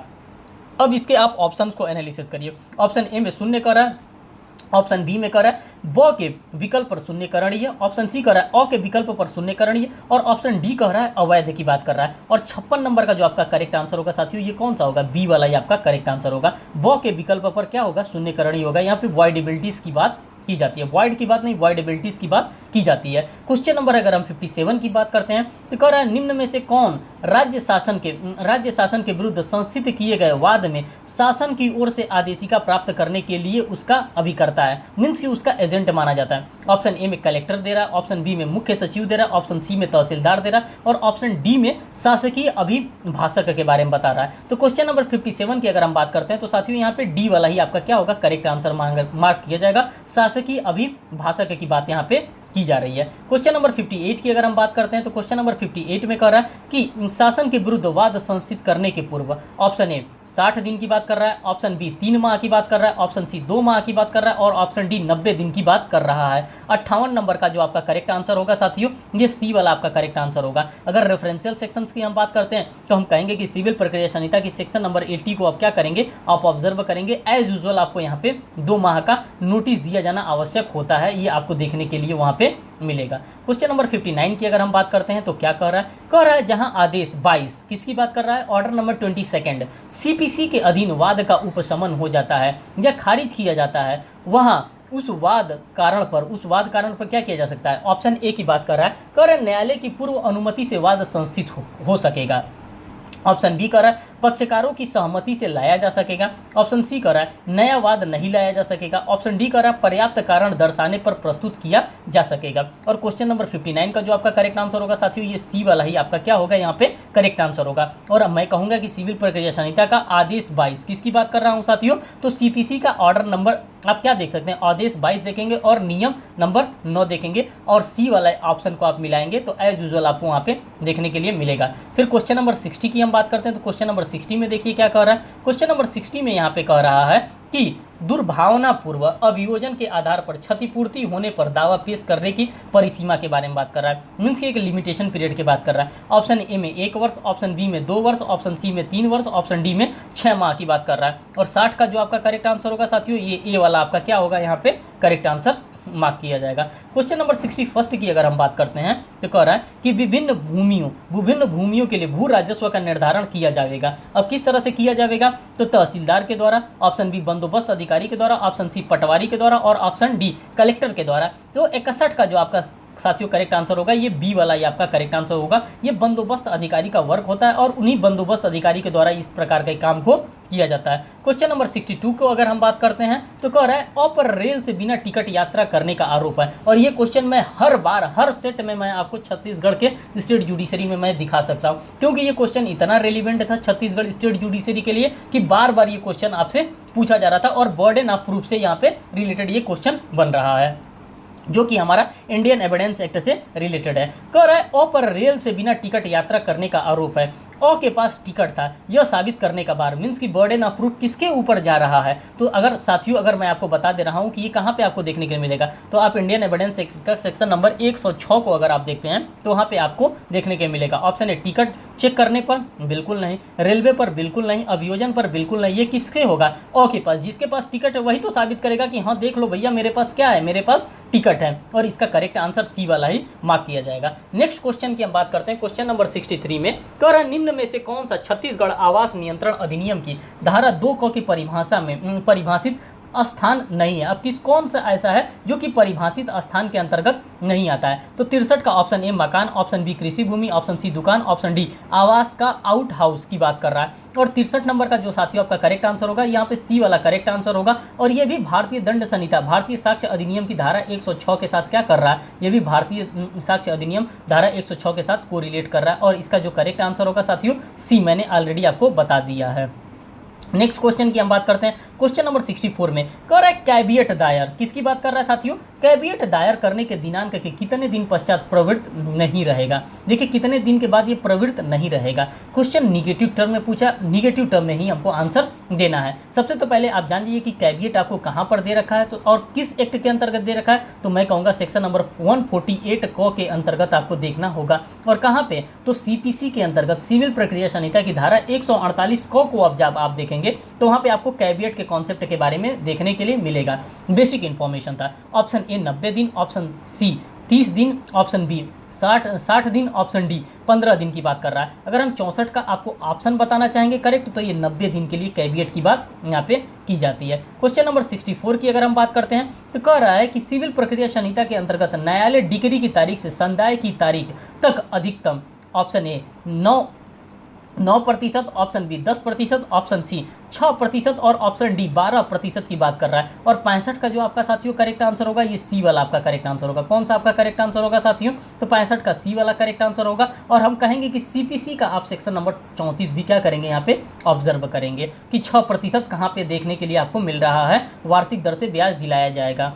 ठीक, क्वेश्चन नंबर 66 की बात कर रहे हैं, कह रहा है क्या कोई विवादक जो कि सीमित अधिकारिता वाले किसी सक्षम न्यायालय द्वारा सुना गया है और अंतिम रूप से विनिश्चय किया जा चुका है, किसी पश्चातवर्ती वाद जिसका विचारण करने के पूर्व पूर्वोक्त न्यायालय सक्षम नहीं था, पूर्व न्याय के रूप में प्रवृत्त होगा। अब इसके ऑप्शंस को देखिए, क्या इसका ऑप्शंस यहाँ पे प्रोवाइड करके रखा है। तो ऑप्शन यहाँ पे 66 का कह रहा है नहीं, बी हाँ, सी विवादक की प्रकृति पर निर्भर करता है और ऑप्शन डी उपर्युक्त में से कोई नहीं। तो 66 के अगर आंसर की हम बात करते हैं तो साथियों यहाँ पे इसका बी वाला करेक्ट आंसर होगा। क्या होगा? तो 66 का बी वाला करेक्ट आंसर होगा। आप कहेंगे कि कहाँ दिया है, तो मैं कहूँगा कि सेक्शन नंबर सिविल प्रक्रिया संहिता का सेक्शन नंबर 11 को जब आप देखेंगे और स्पष्टीकरण 8 को देखेंगे तो क्या चीज़ देखेंगे, तो सेक्शन नंबर 11 और उसके स्पष्टीकरण 8 को तो एज यूजुअल आपको देखने के लिए मिलेगा। जो कि मैं आपको ये भी बता दे रहा हूँ कि 1976 में इसको क्या किया गया था, 1976 में अमेंड करके इसको ऐड किया गया था।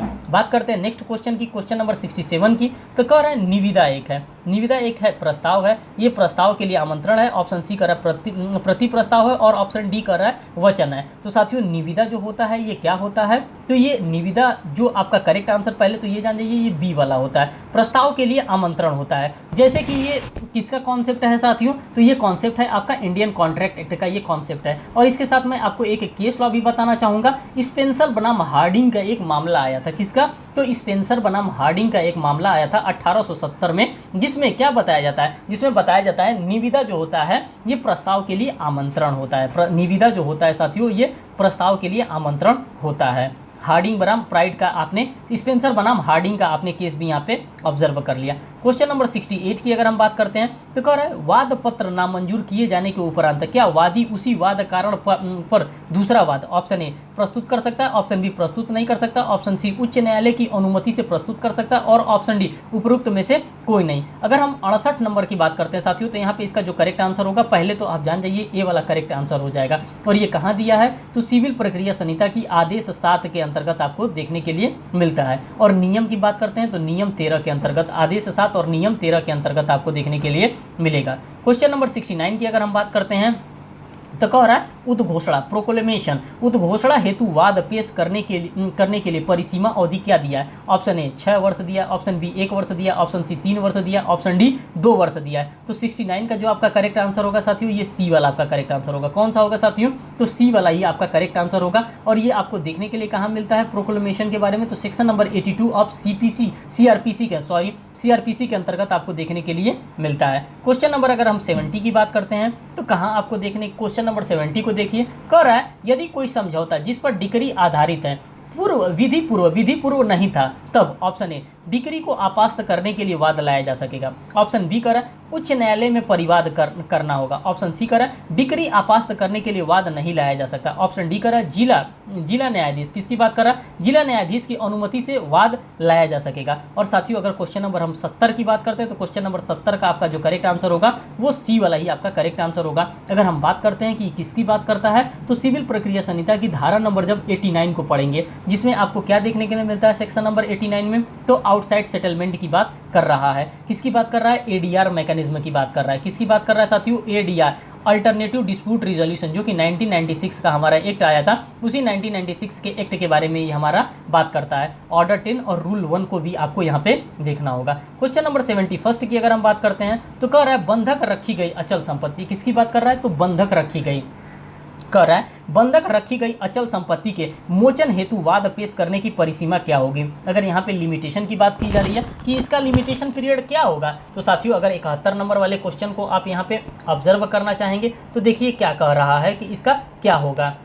तो यहाँ पे अगर आप देख रहे हैं तो यहाँ पे ऑप्शन ए दे रहा है 60 वर्ष दे रहा है, 60 वर्ष, ऑप्शन बी दे रहा है 30 वर्ष, ऑप्शन सी दे रहा है 12 वर्ष और ऑप्शन डी दे रहा है 3 वर्ष। मीन्स कि बंधक रखी गई अचल संपत्ति के मोचन हेतु वाद पेश करने की लिमिटेशन पीरियड की बात की जा रही है। साथियों इसका आंसर की में एज सच कोई भी ऑप्शंस नहीं दिया है, क्योंकि छत्तीसगढ़ के द्वारा कभी कभार क्या किया जाता है, छत्तीसगढ़ लोक सेवा आयोग के द्वारा कि आंसर को क्या किया जा सकता है, हटा दिया जाता है, क्योंकि क्वेश्चन ही जब विवादित हो जाता है तो क्वेश्चन हटा दिया जाता है और एज सच वहाँ पे स्टार लगा दिया जाता है। तो जहाँ पे स्टार लगा होता है उसका मैं आंसर आपको नहीं बताना चाहता हूँ, क्योंकि मैं भी विवाद से बचना चाहता हूँ। क्वेश्चन नंबर अगर हम 72 की हम बात करते हैं तो कह रहा है आदेश 22, देखिए यहाँ पे डायरेक्ट ऑर्डर से क्वेश्चन पूछ लिया, आदेश 22 नियम 3 एवं 4 सीपीसी के प्रावधान निम्न में से किस प्रकरण में लागू नहीं होते हैं? ऑप्शन ए वाद में, ऑप्शन सी प्रथम अपील में, ऑप्शन सी बी प्रवर्तन कार्यवाही में, और ऑप्शन डी की बात करते हैं द्वितीय अपील। तो 72 का जो आपका साथियों करेक्ट आंसर होगा, पहले तो आप जान जाइए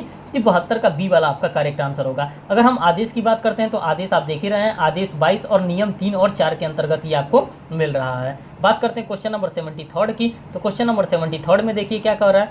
अब क्वेश्चन नंबर 73, हाँ क्वेश्चन नंबर देखिए 73 आ गया।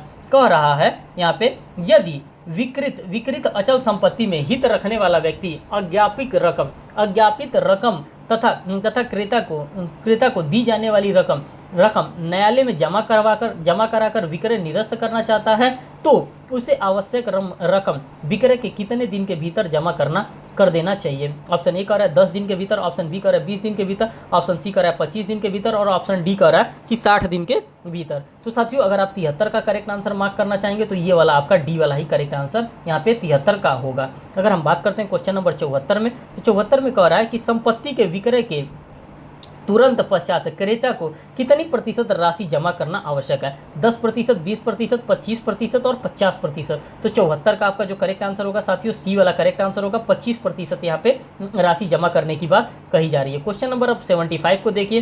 कह रहा है अंतर्विवाचनीय वाद में वादी ऑप्शन ए संपत्ति का हिस्सा की मांग कर सकता है, ऑप्शन बी में पूर्व क्रय का अधिकार की मांग कर सकता है, ऑप्शन सी में प्रभार अथवा परिव्यय की मांग कर सकता है, और ऑप्शन डी स्वत्व की मांग कर सकता है। तो साथियों यहाँ पे इसका जो करेक्ट आंसर होगा 75 का वो सी वाला करेक्ट आंसर होगा। और आप कहेंगे कि कहाँ पे है, तो मैं कहूँगा सिविल प्रक्रिया संहिता की धारा 88 को देखेंगे और आदेश नंबर 35 को आप देखेंगे तो एज यूजुअल आपको देखने के लिए मिलेगा। धारा नंबर 88 है और आदेश नंबर 35 के अंतर्गत आपको ये देखने के लिए मिलेगा। क्वेश्चन नंबर अगर 76 की हम बात करते हैं तो कह रहा है दाम्पत्य अधिकारों की पुनर्स्थापना हेतु पारित की गई अज्ञाप्ति या डिक्री को प्रवृत्त किया जा सकता है। किसके लिए बात करता है साथियों? रेस्टिट्यूशन ऑफ कॉन्जुगल राइट्स की बात कर रहा है, और ये हमारा हिंदू मैरिज एक्ट से रिलेटेड क्वेश्चन आ गया। अब क्वेश्चन नंबर 76 में देखिए क्या कर रहा है। कह रहा है ये बात आपको कहाँ से, ये हिंदू मैरिज का हमारा कॉन्सेप्ट है, दाम्पत्य अधिकारों की पुनर्स्थापना के बारे में। ऑप्शन ए कह रहा है कि निर्णित निर्णय को सिविल जेल में निरुद्ध कर। ऑप्शन बी कह रहा है कि निर्णित की संपत्ति कुर्क कर। ऑप्शन सी कह रहा है ए और बी दोनों, और ऑप्शन डी कह रहा है अज्ञाप्तिधारी को पुलिस अभिरक्षा में निर्णित ऋणी को घर भेजकर। तो साथियों अगर हम 76 नंबर की बात करते हैं तो 76 नंबर का आपका जो करेक्ट आंसर होगा, ये पहले तो बी वाला ही आपका करेक्ट आंसर होगा। क्या होगा साथियों? तो 76 में बी वाला आपका करेक्ट आंसर होगा। अगर आप कहेंगे कि ये कहाँ दिया है, तो मैं कहूँगा कि ऑर्डर नंबर 21। ऑर्डर नंबर 21 किसका है? तो साथियों जब ऑर्डर की बात करते हैं तो सीपीसी के अंतर्गत आपको तुरंत भाग करके जाना चाहिए। सीपीसी का ऑर्डर नंबर 21 और नियम नंबर 23 के अंतर्गत ये आपको देखने के लिए मिल रहा है। नेक्स्ट बात करते हैं क्वेश्चन नंबर 77 की। तो क्वेश्चन नंबर 77 में क्या कह रहा है? कह रहा है दान को संपत्ति अंतरण अधिनियम 1882 की किस धारा में परिभाषित किया गया? ऑप्शन ए धारा 11, ऑप्शन बी धारा 106, ऑप्शन सी धारा 122 और ऑप्शन डी 25 के अंतर्गत। तो 77 का जो आपका करेक्ट आंसर होगा साथियों, ये सी वाला आपका करेक्ट आंसर होगा। और संपत्ति अंतरण अधिनियम की धारा 122 के अंतर्गत आपको क्या होता है ये देखने के लिए मिलेगा, धारा 122। बात करते हैं नेक्स्ट क्वेश्चन नंबर 78 में। कह रहा है कि पार्ट परफॉर्मेंस के सिद्धांत के लिए क्या आवश्यक नहीं है? किसकी बात करता है साथियों? तो पार्ट परफॉर्मेंस के सिद्धांत के लिए क्या आवश्यक नहीं है? ऑप्शन ए कह रहा है कि संविदा प्रतिफल के लिए, ऑप्शन बी कह रहा है संविदा चल संपत्ति के संबंध में होनी चाहिए, ऑप्शन सी कह रहा है संविदा लिखित एवं संपत्ति अंतरित करने वाले के द्वारा हस्तांतरित हो, और ऑप्शन डी कह रहा है संपत्ति जिसे आंतरित की गई उसके द्वारा संपत्ति को अधिपत्य प्राप्त करना आवश्यक है। तो साथियों अगर 78 नंबर की हम बात करते हैं तो 78 नंबर का बी वाला पहले तो आपका करेक्ट आंसर होगा। क्या होगा? बी वाला आपका करेक्ट आंसर होगा। और ये कहाँ आपको देखने को मिलता है? तो साथियों मैं आपको बताना चाहूँगा कि जब आप ट्रांसफर ऑफ प्रॉपर्टी एक्ट का 53A वाला आप पढ़ते हैं तो वहाँ पे आपको ये चीज़ें देखने के लिए मिलती हैं और पार्ट परफॉर्मेंस की बात वहीं पे की जाती है। 78 नंबर का क्वेश्चन आपने देख लिया। अब बात करते हैं क्वेश्चन नंबर 79 में। क्वेश्चन नंबर 79 में आपको देखने के लिए क्या मिल रहा है? तो कह रहा है कि निम्न में से किस न्यायालय को सदाचार की परिवीक्षा पर छोड़ने की अधिकारिता प्राप्त है? ऑप्शन ए कह रहा है विचारण न्यायालय के द्वारा, ऑप्शन बी कह रहा है अपीलीय न्यायालय द्वारा, ऑप्शन सी कह रहा है पुनर्निरीक्षण न्यायालय द्वारा, और ऑप्शन डी कह रहा है उपर्युक्त सभी की बात कर रहा है। और 79 का जो आपका करेक्ट आंसर होगा साथियों, ये डी वाला ही आपका करेक्ट आंसर होगा। कौन होगा? तो सभी की बात कर रहा है, ऑप्शन डी वाला ही यहाँ पे करेक्ट आंसर होगा। और कहेंगे कि कहाँ पर दिया है, तो मैं कहूँगा कि सेक्शन नंबर 360 और सब क्लास 4 को आप ऑब्जर्व करेंगे दंड प्रक्रिया संहिता का, तो वहाँ पे आपको देखने के लिए एज यूजुअल मिलेगा। क्वेश्चन नंबर 80 की अगर हम बात करते हैं तो कह रहा है वाद विलंबन का सिद्धांत कब लागू होता है। जो वाद के विलंबन का सिद्धांत होता है ये कब लागू होता है। तो साथियों ऑप्शन ए कह रहा है कि वाद संदर्भित पूर्ण होने पर। ऑप्शन बी कह रहा है संपत्ति का अंतरण वाद के लंबित रहने के दौरान किया गया। ऑप्शन सी कह रहा है जहां चल संपत्ति के स्वत्व के संबंध में विवाद हो। और ऑप्शन डी कह रहा है जहां संपत्ति न्यायालय की स्थानीय क्षेत्राधिकार से बाहर हो। तो साथियों यहाँ पे जो 80 नंबर का आपका करेक्ट आंसर होगा, पहले तो आप जान जाइए बी वाला ये आपका पहले करेक्ट आंसर होगा। और ये आपको कहाँ देखने के लिए मिलता है, तो मैं कहूँगा संपत्ति अंतरण अधिनियम की धारा 52 को अगर आप देखेंगे तो धारा 52 के अंतर्गत आपको ये चीज़ देखने के लिए मिलेगा। बात करते हैं क्वेश्चन नंबर 81 की। क्वेश्चन नंबर 81 में कह रहा है जेएमएफसी द्वारा घोषित संज्ञेय एवं अजमानती प्रकरण में दोष मुक्ति के निर्णय के विरुद्ध अपील निम्नलिखित में से किसके समक्ष पेश की जा सकेगी। ऑप्शन ए मुख्य न्यायिक दंडाधिकारी के अंतर्गत समक्ष। ऑप्शन बी सत्र न्यायालय। ऑप्शन सी उच्च न्यायालय। और ऑप्शन डी उच्चतम न्यायालय की बात की जा रही है। तो साथियों यहाँ पे जो आपका करेक्ट आंसर होगा 81 का, ये बी वाला यहाँ पे करेक्ट आंसर मार्क किया जाएगा। क्वेश्चन नंबर 82 की अगर हम बात करते हैं तो क्वेश्चन नंबर 82 के अंतर्गत आपको देखने के लिए मिलेगा कर निम्न में से कौन सी बात सत्र न्यायालय के लिए सही है। किसकी बात कर रहा है साथियों, तो कह रहा है कौन सी ऐसी बात है जो कि सत्र न्यायालय के लिए यहाँ पे सही है। ऑप्शन ए को देखिए, कह रहा है बिना उपापन के संज्ञान ले सकना। ऑप्शन बी कह रहा है उपापरण पर ही संज्ञान ले सकेगा। ऑप्शन सी कह रहा है जिला दंडाधिकारी की अनुशंसा पर संज्ञान ले सकता है। ऑप्शन डी कह रहा है संज्ञान ले सकता है बशर्ते अभियोग पत्र पुलिस अधीक्षक द्वारा पेश किया गया हो। अगर हम 82 की बात करते हैं तो साथियों 82 का आपका जो करेक्ट आंसर होगा ये बी वाला करेक्ट आंसर होगा। और अगर आप कहेंगे कि रेलिवेंट सेक्शन क्या है, तो मैं कहूँगा कि दंड प्रक्रिया संहिता की सेक्शन नंबर 193 देखेंगे तो आपको वहाँ पे एज यूजुअल देखने के लिए मिलेगा। क्वेश्चन नंबर 83 की हम बात करते हैं तो कह रहा है किसी भी व्यक्ति को किसी जिले के लिए लोक अभियोजक नियुक्त नहीं किया जा सकता जब तक कि उसका नाम निम्नलिखित में ना हो। ऑप्शन ए विधिक सचिव। ऑप्शन बी उच्च न्यायालय। ऑप्शन सी जिला दंडाधिकारी। और ऑप्शन डी पुलिस अधीक्षक की सूची में न हो। तो साथियों 83 नंबर का जो आपका करेक्ट आंसर होगा कहाँ पे हो, जिला दंडाधिकारी की बात कर रहा है। मीन्स कि जिला मजिस्ट्रेट की एक सूची बनाता है और उसी जिला मजिस्ट्रेट के द्वारा सूची बनाई जाती है और उसी सूची के अकॉर्डिंग्स में क्या बनाया जाता है, आपको बनाया जाता है, क्या बनाया जाता है, लोक अभियोजक, जिसको आप पीपी साहब पब्लिक प्रोसिक्यूटर साहब कहते हैं, जो कि सेक्शन नंबर 24 के अंतर्गत आपको देखने के लिए मिलता है। और ये सेक्शन नंबर 24 किसका है साथियों, तो सेक्शन नंबर 24 आपका है सीआरपीसी का।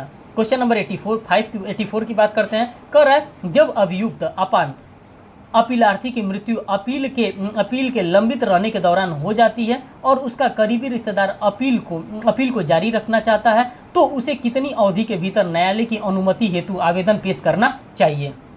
अब देखिए इसमें ऑप्शंस क्या दे रहा है, इसके ऑप्शंस को आप यहाँ पे एनालिसिस करिए और ऑप्शन के अकॉर्डिंग्स में ही आपको यहाँ पे आंसर मार्क करना है। 84 नंबर का ऑप्शन है 4 माह। ऑप्शन बी है 3 माह। ऑप्शन सी है 60 दिन। और ऑप्शन डी है 30 दिन। तो साथियों अगर 84 का आपका करेक्ट आंसर होगा तो क्या होगा, डी वाला ही आपका यहाँ पे करेक्ट आंसर होगा 84 नंबर का। और ये आपको देखने के लिए कहाँ मिल रहा है, तो सेक्शन नंबर 394 के अंतर्गत आपको ये देखने के लिए मिलता है। कहाँ पे साथियों, तो सेक्शन नंबर 394 के अंतर्गत आपको ये देखने के लिए मिल रहा है। क्वेश्चन नंबर अगर हम 85 की बात करते हैं तो 85 में कह रहा है कि जब वादी इस आशय की घोषणा हेतु वाद संस्थित करता है कि उससे वसूल की जा रही राशि को पटाने के लिए वह उत्तरदायी नहीं है, तो ऐसी स्थिति में कोर्ट फीस के प्रयोजन हेतु वाद का मूल्यांकन कितना किया जाना चाहिए। ऑप्शन ए कह रहा है कि निश्चित निर्धारित। ऑप्शन बी कह रहा है मूल्य के अनुसार। ऑप्शन सी कह रहा है 1000 रुपये। और ऑप्शन डी कह रहा है 500 रुपये की बात कर रहा है। तो 85 का आपका करेक्ट आंसर क्या हो जाएगा साथियों, तो 85 का आपका बी वाला यहाँ पे करेक्ट आंसर हो जाएगा। क्वेश्चन नंबर अगर 86 की हम बात करते हैं तो 86 में क्या कर रहा है,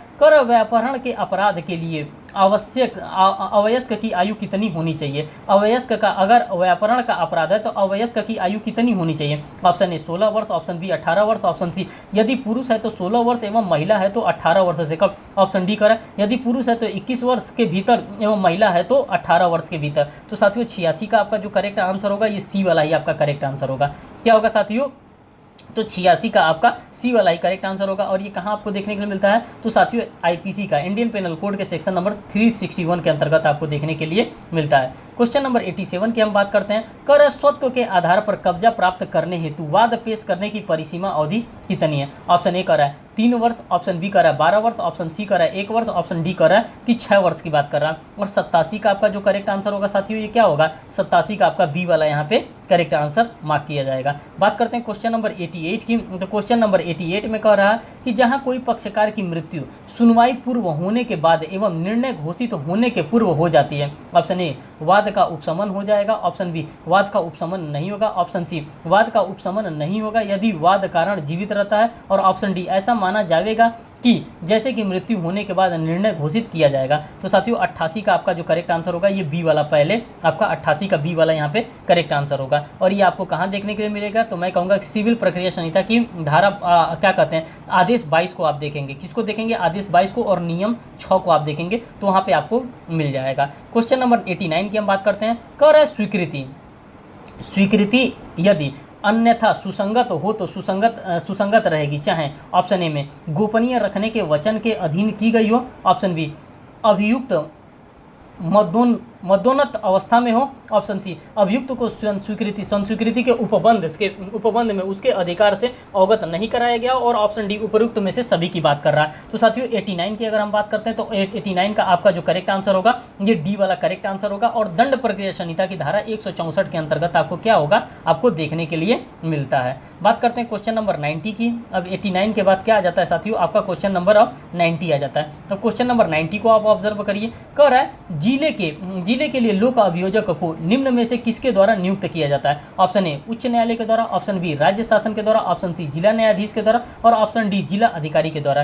तो साथियों 90 का आपका जो करेक्ट आंसर होगा ये क्या होगा, 90 का आपका करेक्ट आंसर बी वाला यहाँ पे करेक्ट आंसर होगा। और धारा की हम बात करते हैं तो साथियों दंड प्रक्रिया संहिता की धारा 21 के अंतर्गत आपको देखने के लिए मिलता है। कहाँ पे साथियों, तो धारा 21 के अंतर्गत आपको देखने के लिए मिलता है। क्वेश्चन नंबर 91 की अगर हम बात करते हैं तो कह रहा है JMFC द्वारा पारित किसी अंतर्वर्ती आदेश के विरुद्ध पक्षकार, ऑप्शन ए सत्र न्यायालय के समक्ष अपील कर सकता है, ऑप्शन बी उच्च न्यायालय के समक्ष पुनर्निरीक्षण के लिए अपील कर सकता है, ऑप्शन सी उसी न्यायालय के समक्ष पुनर्विलोकन कर सकता है, ऑप्शन डी उपयुक्त में से कोई नहीं। तो साथियों अगर हम 91 की बात करते हैं तो 91 का जो करेक्ट आंसर होगा ये डी वाला यहाँ पे करेक्ट आंसर होगा। क्वेश्चन नंबर अगर 92 की हम बात करते हैं तो कह रहा है संपत्ति का अंतरण अजन्मे व्यक्ति के पक्ष में किया गया, वह व्यक्ति संपत्ति में कब हित अर्जित करेगा, ऑप्शन ए कह रहा है जन्म होने पर, ऑप्शन बी कह रहा है वयस्क होने पर, ऑप्शन सी कह रहा है 21 वर्ष की आयु होने पर, और ऑप्शन डी कह रहा है यदि महिला है तो विवाह होने पर। तो 92 वाले का जो आपका करेक्ट आंसर होगा साथियों ये ए वाला आपका करेक्ट आंसर होगा। पहले तो आप ये देख लीजिए कि 92 का एक करेक्ट आंसर होगा। अगर आप कहेंगे कि ये कहाँ पे दिया है तो मैं कहूँगा कि संपत्ति अंतरण अधिनियम का जब धारा नंबर 13 को आप ऑब्जर्व करते हैं, मीन्स कि TPA का ट्रांसफर ऑफ प्रॉपर्टी एक्ट का धारा नंबर 13, और साथ ही साथ अगर रीड विथ करना चाहेंगे तो सेक्शन नंबर 20 को भी आप रीड करेंगे तो आपको यहाँ पे ये देखने के लिए मिलेगा। ठीक, बात करते हैं कि क्वेश्चन नंबर 93 में, तो 93 वाले में कह रहा है कि अभियुक्त के विरुद्ध जारी किए गए समन की तामील की जा सकेगी, ऑप्शन ए तामील कर्ता अधिकारी के द्वारा, ऑप्शन बी कोटवार द्वारा, ऑप्शन डी सी डाक द्वारा, ऑप्शन डी की बात कर रहा है किसी स्थानीय व्यक्ति द्वारा। तो 93 का जो आपका करेक्ट आंसर होगा साथियों ये ए वाला होगा, तामीलकर्ता अधिकारी के द्वारा की बात कर रहा है। क्वेश्चन नंबर 94 की अगर हम बात करते हैं तो 94 में आपको देखने के लिए मिल रहा है, कर रहा है अभिरक्षा में रहते हुए अभियुक्त द्वारा की गई संस्वीकृति कब ग्राह्य होगी, कब इसकी ग्राह्यता की जाएगी। ऑप्शन ए की बात कर रहा है जब वह स्वयं अभियुक्त द्वारा अपराध किए जाने से संबंधित हो, ऑप्शन बी कर रहा है जब वह केवल अभियुक्त द्वारा अपराध किए जाने से संबंधित हो, ऑप्शन सी कर रहा है जब वह तथ्य के प्रकटीकरण से संबंधित हो, और ऑप्शन डी कर रहा है जब वो अपराध की तैयारी से संबंधित हो। तो साथियों अगर हम 94 नंबर की बात करते हैं तो 94 का आपका जो करेक्ट आंसर होगा, पहले तो आप जानिए कि 94 का सी वाला आपका करेक्ट आंसर होगा। और ये कहाँ पर दे रखा है, तो साथियों ये इंडियन एविडेंस एक्ट का कॉन्सेप्ट है, और सेक्शन नंबर 26 के अंतर्गत जब आप देखेंगे तो सेक्शन नंबर 26 के अंतर्गत आपको देखने के लिए मिलेगा। ठीक, बात करते हैं क्वेश्चन नंबर 95 की। क्वेश्चन नंबर 95 में देखिए, कर निम्न में से कौन सा दान के लिए आवश्यक नहीं है, निम्नलिखित में से कौन दान के लिए आवश्यक नहीं है। ऑप्शन ए प्रतिफल प्रदाय करना, ऑप्शन बी दानकर्ता, ऑप्शन सी दान प्राप्त करने वाला, और ऑप्शन डी अंतरण की बात करता है। तो साथियों अगर हम 95 की बात करते हैं तो 95 का ए वाला आपका यहाँ पे क्या होगा, 95 का ए वाला आपका करेक्ट आंसर होगा। और आप कहेंगे कि ये कहाँ का कॉन्सेप्ट है, तो मैं कहूँगा कि ये भी ट्रांसफर ऑफ प्रॉपर्टी एक्ट का कॉन्सेप्ट है, और धारा 122 के अंतर्गत ये चीज़ आपको देखने के लिए मिलेगा। क्वेश्चन नंबर 96 की अगर हम बात करते हैं तो साथियों 96 नंबर वाले देखिए क्वेश्चन में क्या कह रहा है कि धारा 167 सब क्लास 2 दंड प्रक्रिया संहिता के प्रयोजन के लिए 60 दिन अथवा 90 दिन की अवधि की गणना ऑप्शन ए गिरफ्तारी से की जाएगी, ऑप्शन बी दंडाधिकारी के समक्ष पेश किए जाने पर, ऑप्शन सी पुलिस रिमांड के बाद, और ऑप्शन डी की बात कर रहा है अभियोग पत्र पेश होने के दिनांक से की जाएगी। तो 96 का जो आपका करेक्ट आंसर हो सकता है साथियों, ये 96 का आपका बी वाला करेक्ट आंसर होगा। क्या होगा साथियों, तो 96 का आपका बी वाला करेक्ट आंसर हो जाएगा। और कहाँ आपको देखने के लिए मिलेगा, तो ये आपका दंड प्रक्रिया संहिता की धारा 167 के अंतर्गत मिलेगा। कहाँ पे साथियों, 167 सब क्लॉज 2 जब आप ऑब्जर्व करेंगे तो वहाँ पे आपको देखने के लिए मिलेगा। बात करते हैं क्वेश्चन नंबर 97 की। क्वेश्चन नंबर 97 में कह रहा है एक व्यक्ति को JMFC द्वारा चोरी के अपराध के लिए 1 वर्ष की कारावास एवं अर्थदंड से दंडित किया गया। अर्थदंड पाटने के व्यतिक्रम किए जाने की अधिकतम कितनी अवधि के कारावास से दंडित किया जाएगा। ऑप्शन ए 1 माह, ऑप्शन बी 9 माह, ऑप्शन सी 6 माह और ऑप्शन डी 1 वर्ष की बात कर रहा है। तो साथियों अगर 97 की हम बात करते हैं तो बी की बात यहाँ पे कर रहा है, 9 माह की यहाँ पे बात कर रहा है क्वेश्चन नंबर 97 में। क्वेश्चन नंबर 98 की अगर हम बात करते हैं तो कह रहा है कि अनुसूचित जाति एवं अनुसूचित जनजाति अत्याचार निवारण अधिनियम 1989 के तहत दंडनीय अपराध का संज्ञान विशेष न्यायालय द्वारा लिया जाएगा। ऑप्शन ए उपापरण द्वारा, ऑप्शन बी बिना उपापरण पर, ऑप्शन नंबर सी उच्च न्यायालय की अनुमति से बिना उपापरण के, और ऑप्शन डी कर राज्य शासन की अनुमति से बिना उपापरण के। तो 98 नंबर का जो आपका करेक्ट आंसर होगा साथियों, ये बी वाला सबसे तो पहले आपका 98 का बी वाला पहले यहाँ पे करेक्ट होगा। क्या होगा, 98 का बी वाला आपका पहले यहाँ पे करेक्ट आंसर हो जाएगा। बात करते हैं क्वेश्चन नंबर 99 की। क्वेश्चन नंबर 99 में कह रहा है कि निम्नवाद में से किसके संबंध में व्यवहार न्यायालय को विचारण करने की अधिकारिता नहीं है। तो ऑप्शन ए की बात कर रहा है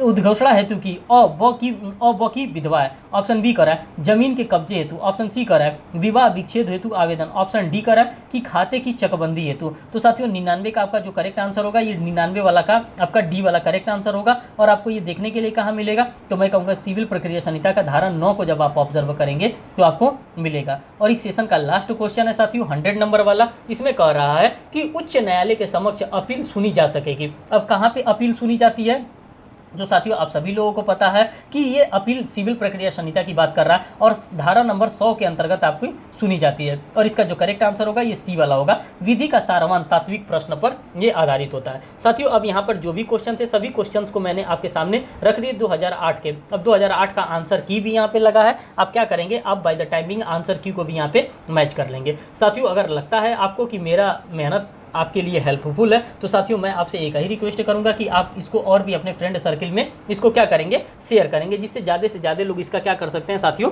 फ़ायदा उठा सकते हैं। क्योंकि छत्तीसगढ़ स्टेट जुडिशरी आपके बहुत ही करीब है, अगस्त में ही आपका होने वाला है। 20 अगस्त को इसका डेट भी निर्धारित कर दिया गया है। अगर आपको लगता है कि इसका PDF भी आपके पास होना चाहिए तो साथियों यहाँ पे टेलीग्राम ग्रुप दिया है जो कि लॉ विथ रोनित के नाम से, आप इसको ज्वाइन कर लेंगे तो एज यूजुअल आपको यहाँ पे इसका PDF भी मिल जाएगा। और साथियों बस आप लोगों से एक ही रिक्वेस्ट है कि इसको ज़्यादा से ज़्यादा लोगों के बीच में आप शेयर करिए जो कि लॉ के स्टूडेंट है, क्योंकि जब हमारा और आपका परिवार बड़ा होगा तो ही और काम करने में मज़ा आएगा। फिर साथियों एक नेक्स्ट वीडियो में एक नेक्स्ट अपडेट के साथ मिलेंगे। तब तक के लिए साथियों आप लोगों का बहुत बहुत धन्यवाद और आभार। और प्लीज़ आप इसको शेयर जरूर करें अपने फ्रेंड सर्कल में। Thank you.